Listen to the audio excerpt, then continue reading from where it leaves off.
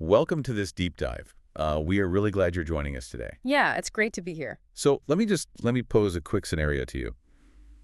Think back, I don't know, maybe a decade ago. Okay. If someone you knew landed a TED Talk, it felt like they had been intellectually knighted, right? Oh, absolutely. It was massive. That iconic red circular rug, it really represented the gold standard of authority. You kind of just trusted whatever they were about to say simply because they were standing on it. You didn't even question it. Exactly. But today, when you see that same red circle pop up on your feed, what's your reaction? It's a bit different now. Yeah, you might watch or you might just keep scrolling.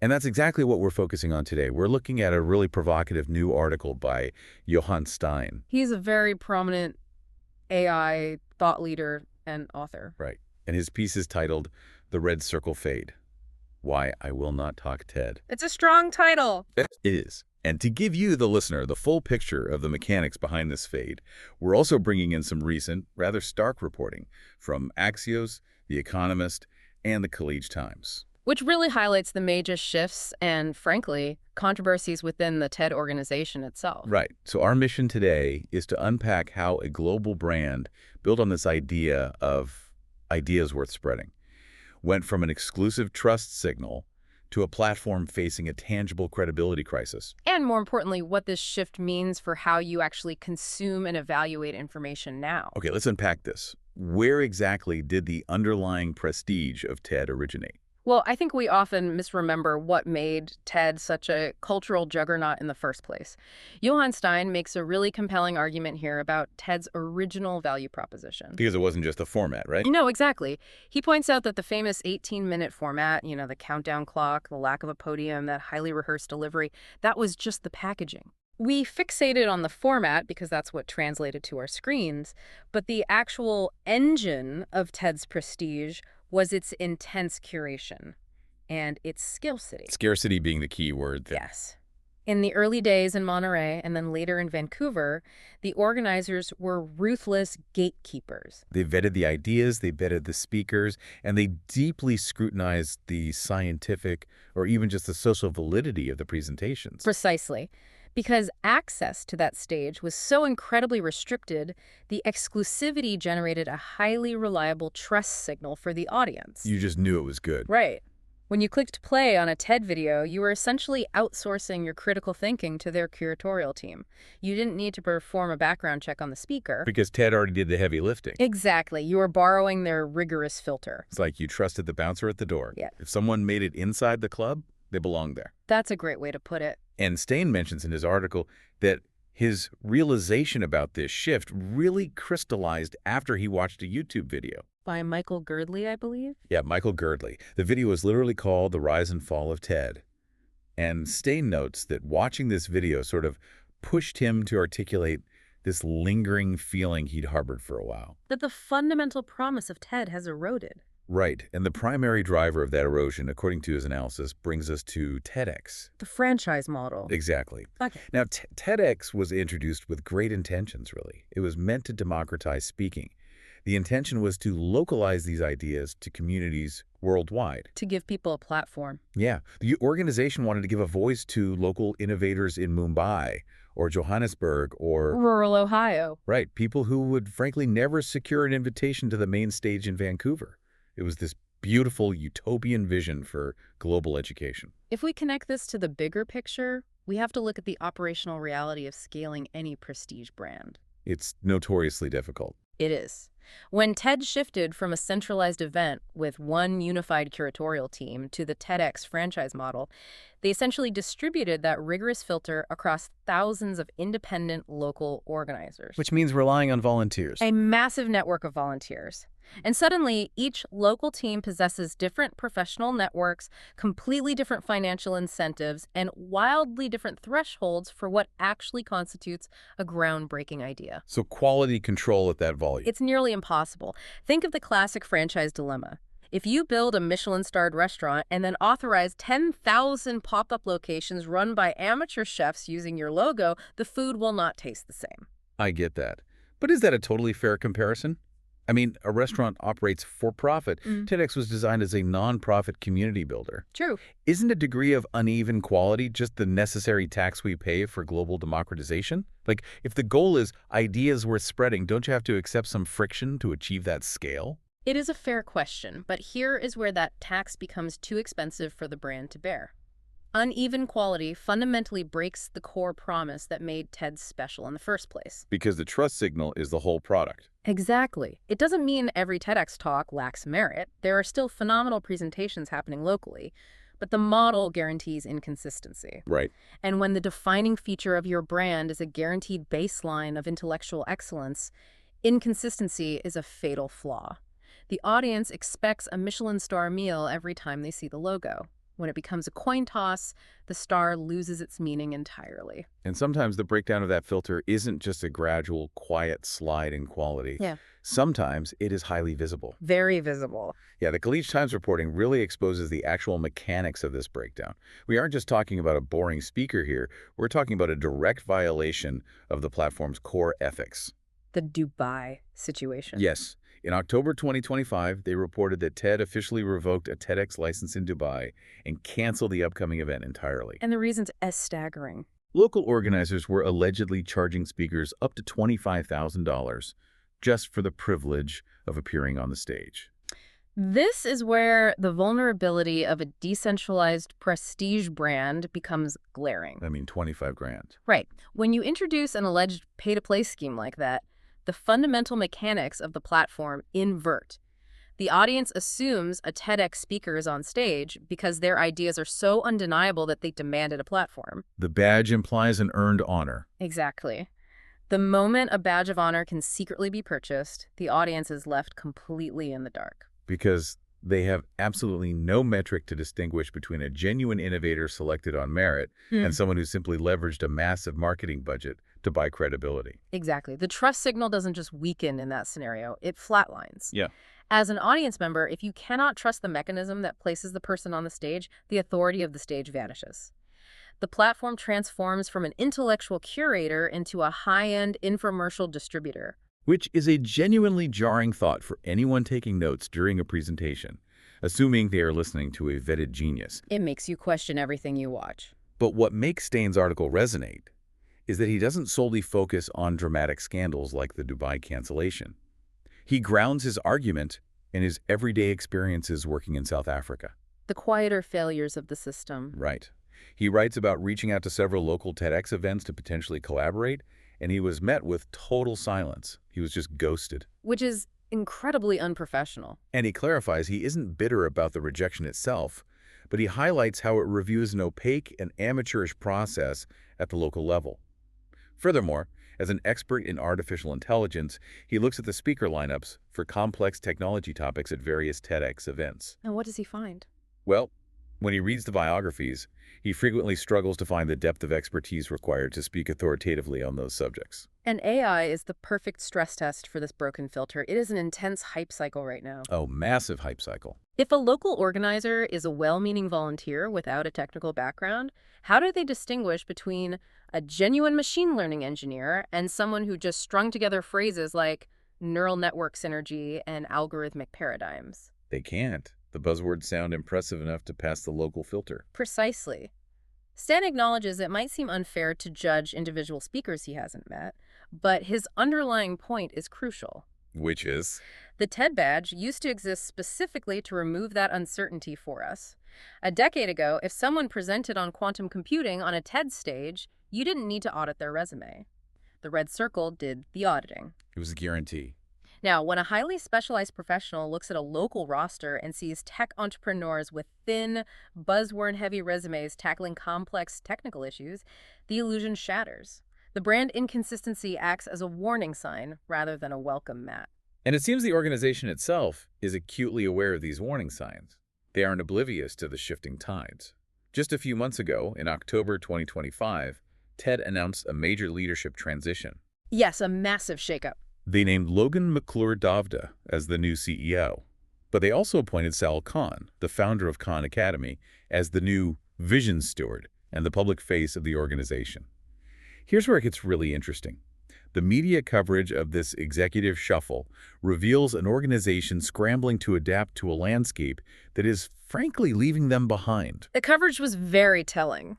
Axios framed this change as a concerted effort to secure TED's future while maintaining its core nonprofit mission.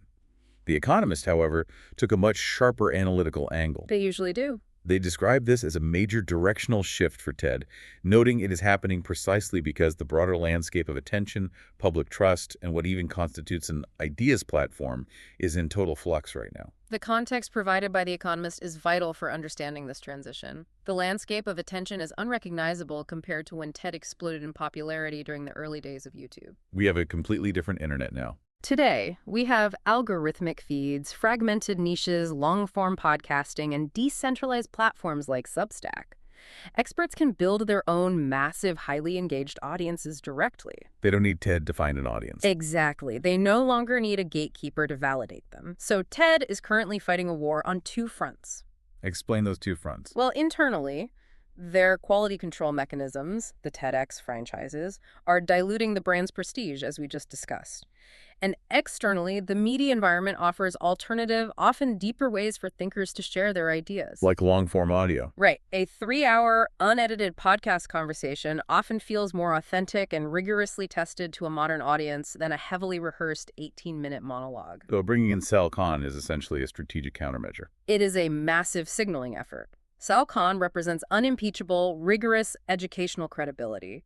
By appointing him as the vision steward, TED is attempting to inject that credibility back into their bloodstream. They want to borrow his prestige.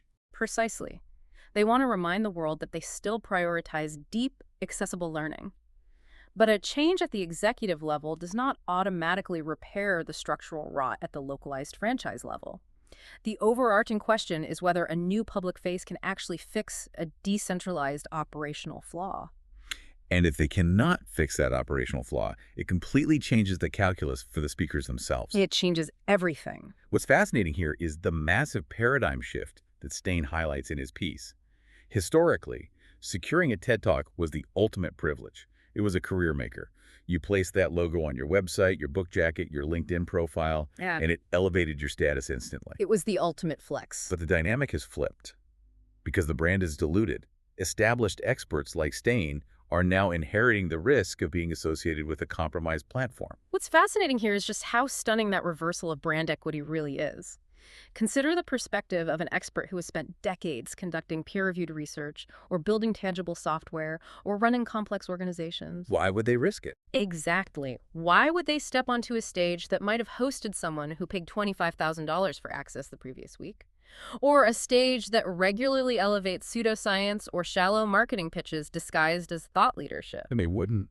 By stepping onto that red rug today, a genuine expert is actually lending their hard-earned credibility to the TED brand rather than the brand conferring credibility onto them. The platform is literally extracting value from the expert. Exactly. And this is the foundation of Steyn's definitive stance.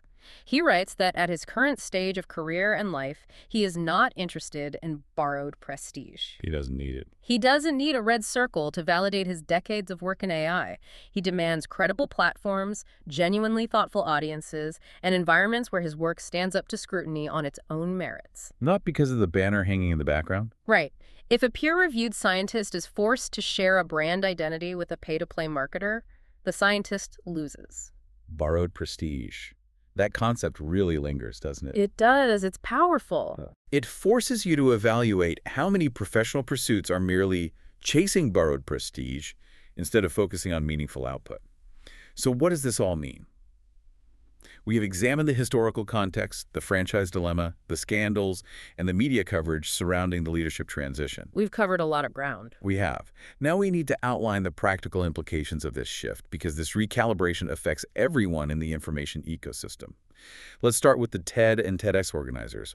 What is their path forward?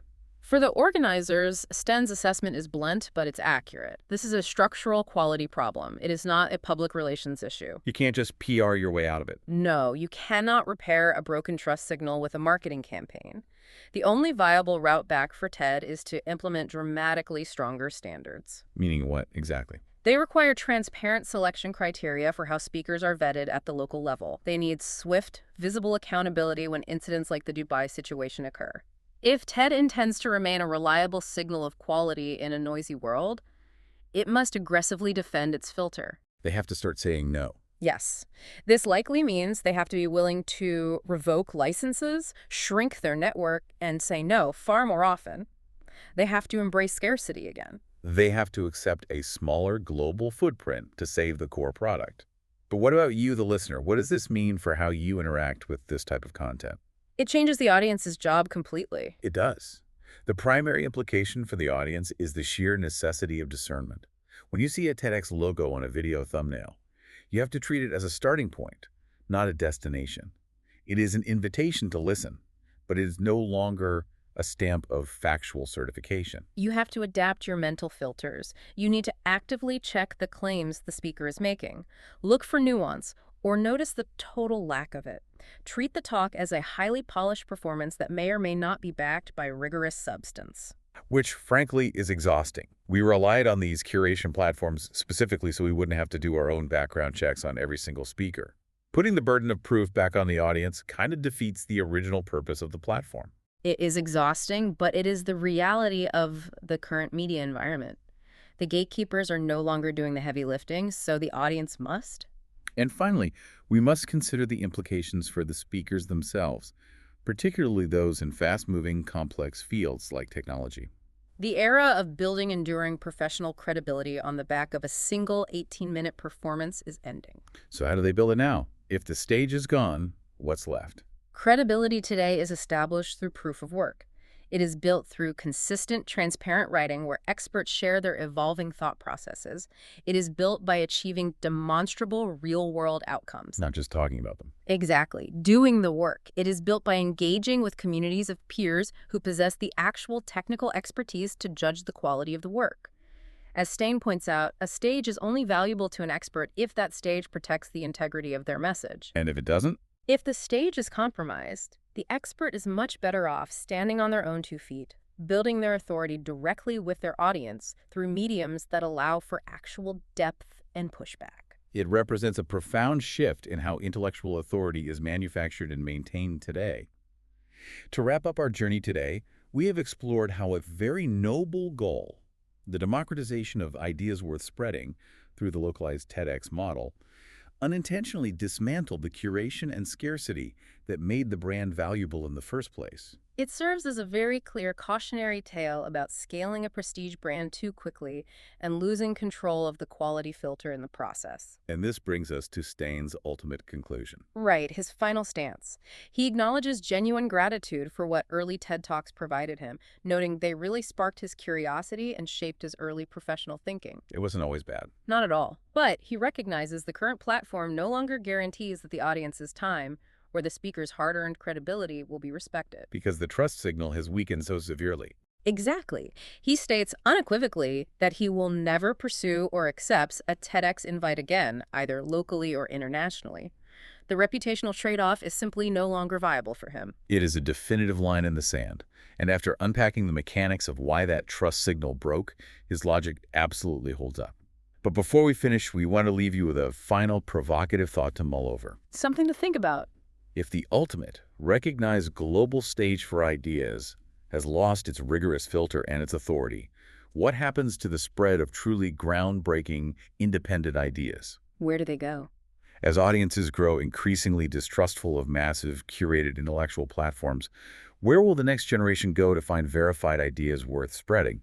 And perhaps more importantly, how will we know who to trust when absolutely everyone has a microphone, but the traditional fact-checkers have left the building? It's a daunting question. It is something to seriously consider the next time you are deciding whose expertise to trust. Thank you for joining us on this deep dive. Take care and keep exploring.